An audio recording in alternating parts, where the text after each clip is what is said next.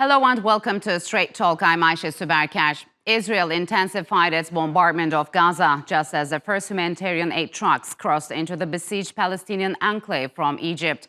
Weeks of heavy bombing and a total cutoff of food, water and fuel has created what the UN calls a catastrophic situation for the 2 million plus people who live in Gaza.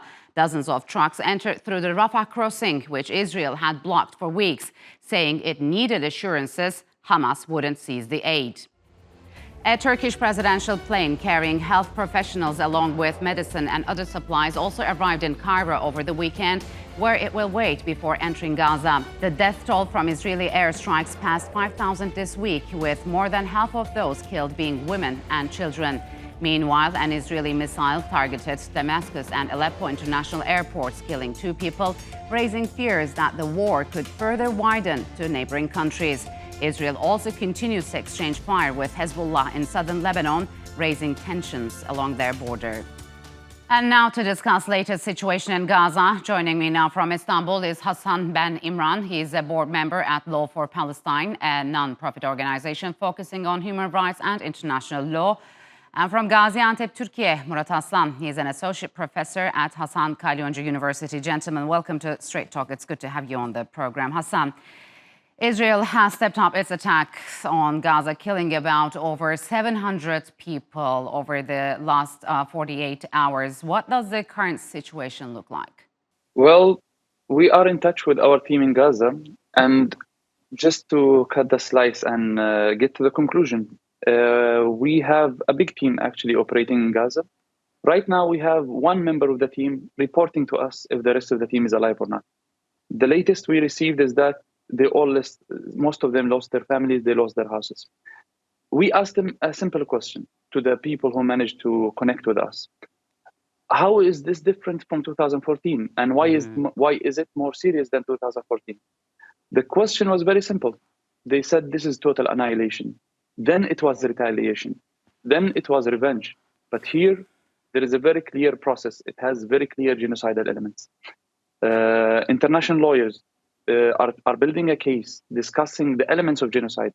And right now, it sounds very clear that the genocidal intent is established, and the genocidal tendencies and the elements of genocide, be it the destruction or in total or in part of a national ethnic group, and the component of making life miserable for people of Gaza is very clear. Yes. Life is intentionally being made impossible to tolerate in order to push these people out of the territory of Gaza. So, Murat, we see how dire is the humanitarian situation in Gaza. Turkey has also sent aid, and also some international organizations sent their aids to the region. But would that be enough to end the suffering of Gazans? And how will their continued delivery be ensured from now on, or it is going to be subjected to Israel's approval?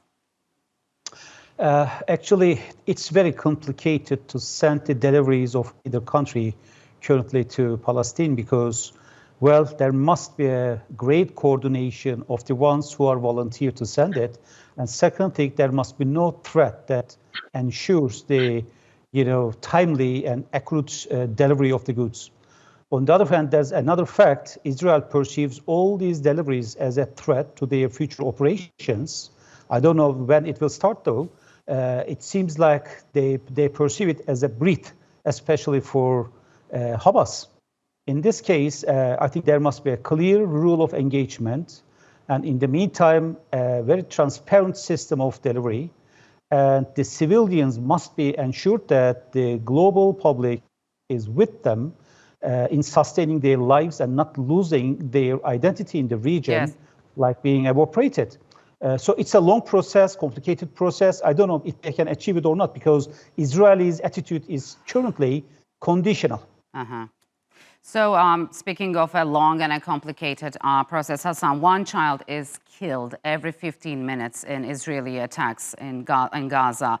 And Gazan children have their names written on their legs and arms in order to be identified in case they get killed by the Israeli airstrikes. So what do you think the world is sitting idly, and what do you make of the international communities' rather muted reaction to the Israeli attacks on civilians? The short answer is we're witnessing another Bosnia.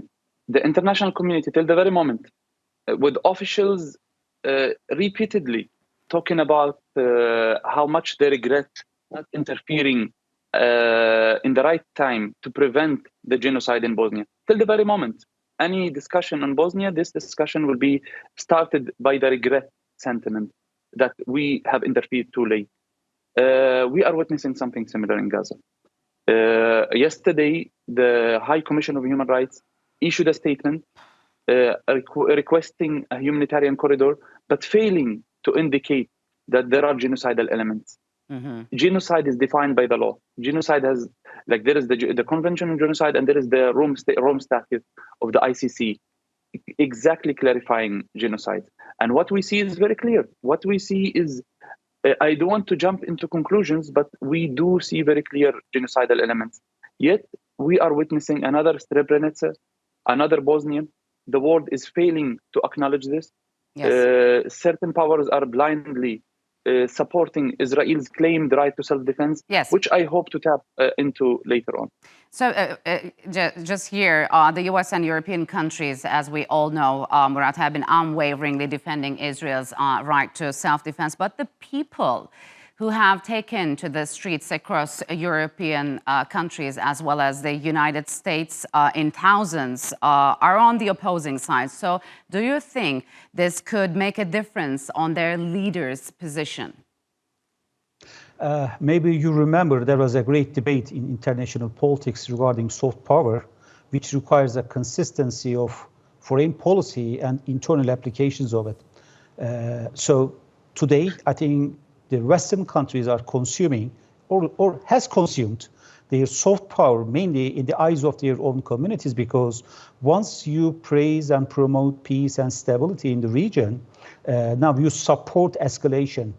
Well, it doesn't matter who started it or who is proceeding right now, but the efforts of the third parties in such conflicts should be the ones easing the overall situation and maybe promoting diplomatic channels to terminate the problem or to calm down the problem. But today, the publics in the West and the governments, well, they are at the opposite sides, I believe. And at the end of the date, at the end of this day, I think the governments will try to, push much more on a peaceful resolution. Yes. Why? Because there have been some signals, sorry to interrupt you, but U.S. President Joe Biden just posted a message on X where he wrote, "As hard as it is, we cannot give up on peace. We cannot give up on a two-state solution. Israelis and Palestinians equally deserve to live in safety, dignity, and peace." This also comes just after U.S. former President Barack Obama, who has warned Israel that its actions in Gaza can weaken international support. So, Hassan, the question is does this latest statements also from the European Commission president, she advocates suddenly a two-state solution. Does this latest statements prove Obama right? And is the tide changing? These changes in spirit and in statements happened after very fierce opposition and pressure from within the institutions, from the staff in the White House, in the establishment, the American establishment, as well as in the European Union. The European High Commissioner was addressed by 839 staff members of the EU who complained very clearly that what you're doing is basically you're motivating Israel to go on with something that looks like genocide, even though the terminology was not used there. So the pressure from within is strong, and the pressure on the street is strong. In the same time, the Israeli hysterical reaction and spirit of retaliation without any military objectives, because till the moment there has not been reported any military success of Israeli airstrike. They have bombed Gaza in 2 weeks more than the US bombed Afghanistan in a year. And yet there are no military objectives. So this hysterical reaction from Israel, which can be argued pretty well to be an action itself, not a reaction, and the pressure that is happening on the street, within the institutions, is eventually shifting the tide, changing the statement. However, we have to keep in mind that their obligation, according to international law, is not to talk about the two states. The same way we saw them supporting Israel the whole way to the end, that's how they should be preventing a genocide from happening. This is a legal obligation that they would be questioned for in front of a tribunal or before a court. Yeah, so by little, it seems like pressure is mounting on Israel, though it just welcomed the French president, Emmanuel Macron, who extended his full support to Israel. So, Murat, what do you think Israel has delayed its planned ground operation into Gaza? They say they wait for the arrival of additional U.S. troops, but what would their arrival mean for the region? Well, there may be differing and various reasonings for this. The first one is political commitment, because I know that the U.S. government is pushing a lot to at least calm down the aggression of the future land operations. And on the other hand, Israel must review the military preparedness as the second leg of this calculation. And in military terminology, there's a word softening and shaping the environment. That means they should shoot everything they see and there must be no threat waiting. In this sense, I believe they are trying to shape the ground, not just to destroy all available assets of Hamas. Yes. That's another reason, I believe. But at the end of the day, if they are committed to start the land operations, well, Israelis will not count any foreign incursion or any other dynamic. They will start it. Okay. So, Hassan, very quickly, what do you make of the Iranian position so far? Could it avoid staying out of this conflict?